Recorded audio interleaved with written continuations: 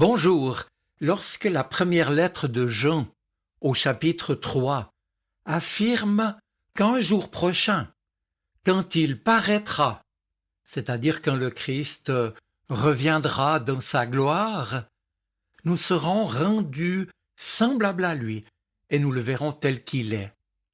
Eh bien, cette promesse se fonde sur la résurrection de Jésus-Christ, à laquelle nous serons alors associés.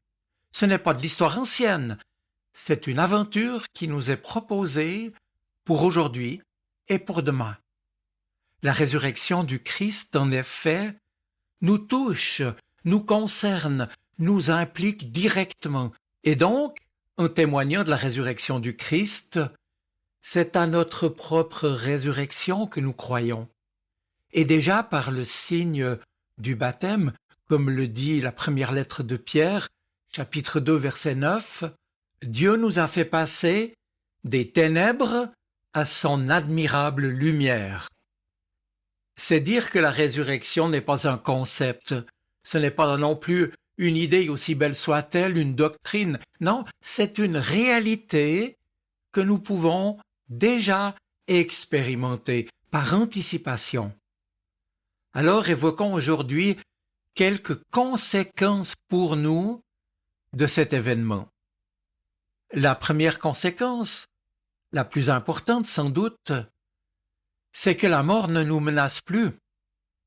Notre mort n'est plus devant nous comme un vide sombre et angoissant, comme un gouffre où viendrait s'anéantir notre désir, notre volonté de vivre.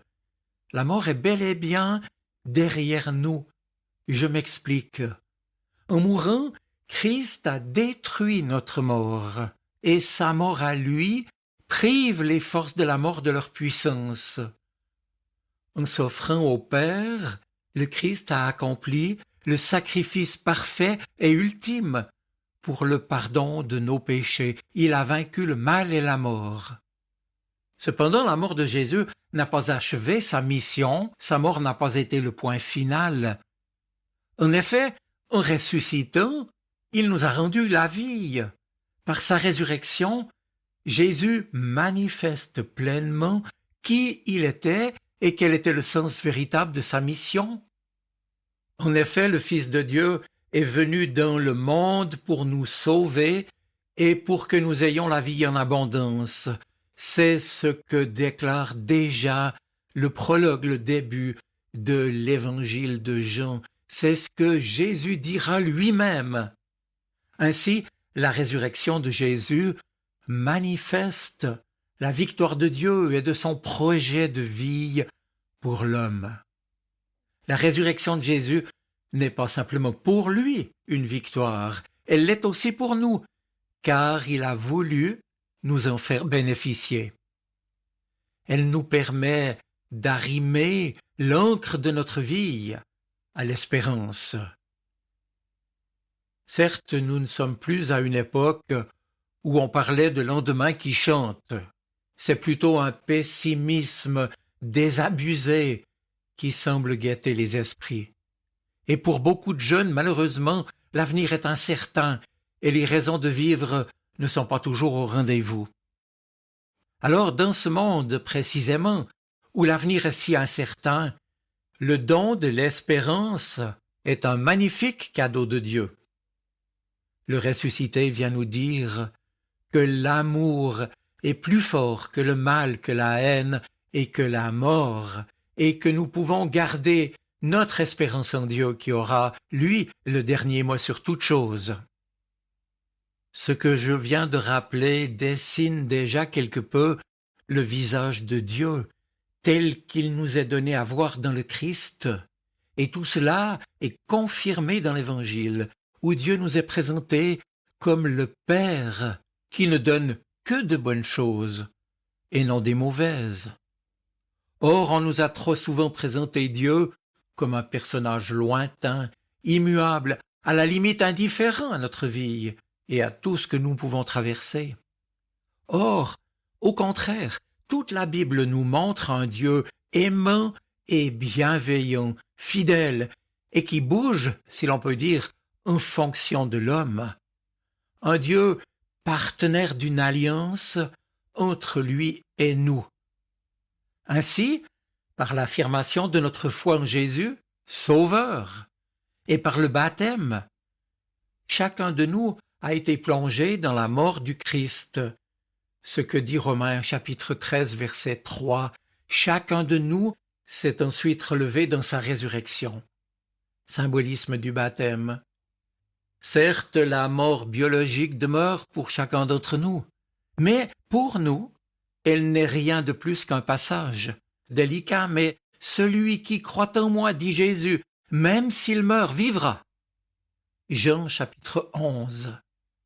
Et si nous sommes déjà ainsi associés au Christ ressuscité, n'ayons donc plus peur de la mort.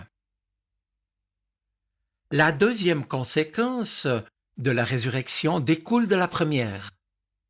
Puisque la mort est derrière nous, et non plus devant nous, nous devons opérer nous-mêmes une véritable conversion, un véritable retournement par rapport au temps et aux perspectives de la vie.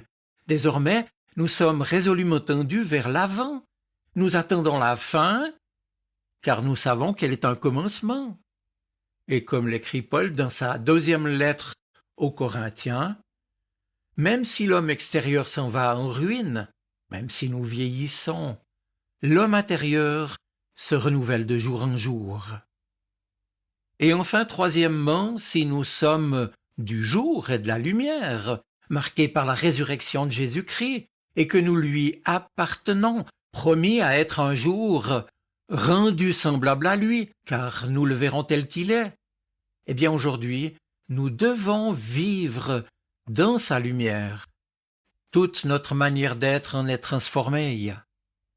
Ici encore, écoutons la parole de Dieu adressée aux Galates et puis aux Éphésiens. Je cite « Galates, ce que l'Esprit Saint produit, c'est l'amour, la joie, la paix, la patience, la bienveillance, la bonté, la fidélité, la douceur et la maîtrise de soi. Ceux qui appartiennent à Jésus-Christ ont fait mourir sur la croix leur propre nature avec ses passions et ses désirs. L'Esprit nous a donné la vie. Laissons-le donc aussi diriger notre conduite. Ou bien, Paul l'écrit en Éphésiens 5, « Vous étiez autrefois dans l'obscurité, mais maintenant, par votre union avec le Seigneur, vous êtes dans la lumière. Par conséquent, conduisez-vous comme des êtres qui dépendent de la lumière. » Fin de citation. Il ne s'agit pas ici, mes amis, de morale, mais bien d'un changement d'orientation, d'une métamorphose que l'Esprit de Dieu, agissant en nous, rend possible. Ainsi, la lumière de la résurrection doit toucher notre être tout entier pour le guérir et le renouveler, le préparer donc à devenir semblable à Jésus-Christ.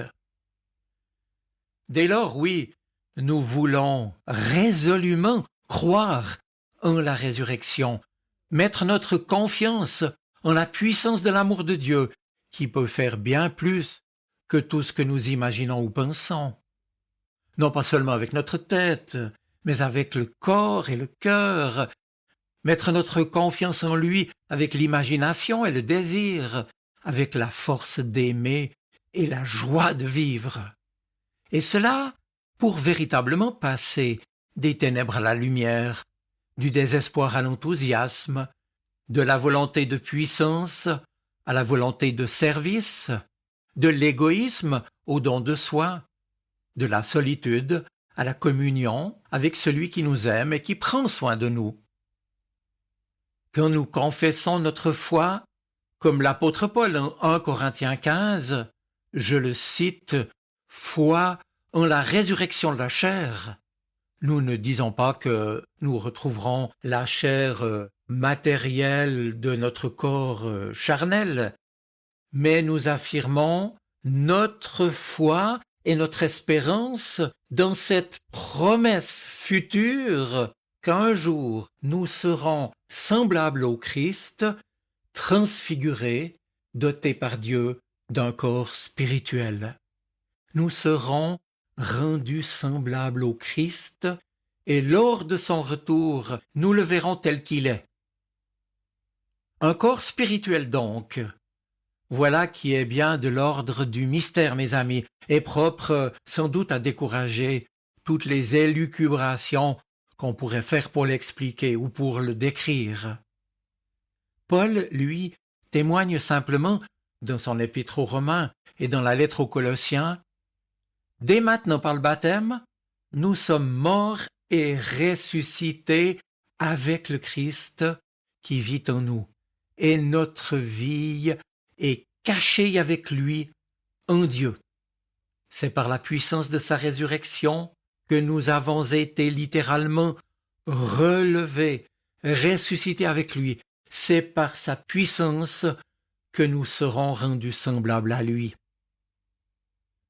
Je termine, oui, mes amis, nous croyons en la résurrection, mais en sachant que d'ici le retour du Christ et la manifestation de sa gloire, nous sommes ici et maintenant appelés à vivre de l'anticipation possible de la résurrection, dans la foi, l'espérance et l'amour. Le Christ a vaincu la mort et le péché. Il est entré dans sa gloire. Alors soyons-en certains, il fera tout jusqu'au bout pour que nous l'y suivions. Je vous souhaite une bonne semaine. Soyez bénis. Amen. Sa parole résonne dans mon cœur. Elle est vivante, elle parle. Elle m'aide à choisir, m'illumine. Elle est vivante, elle est poignante, elle touche mon cœur.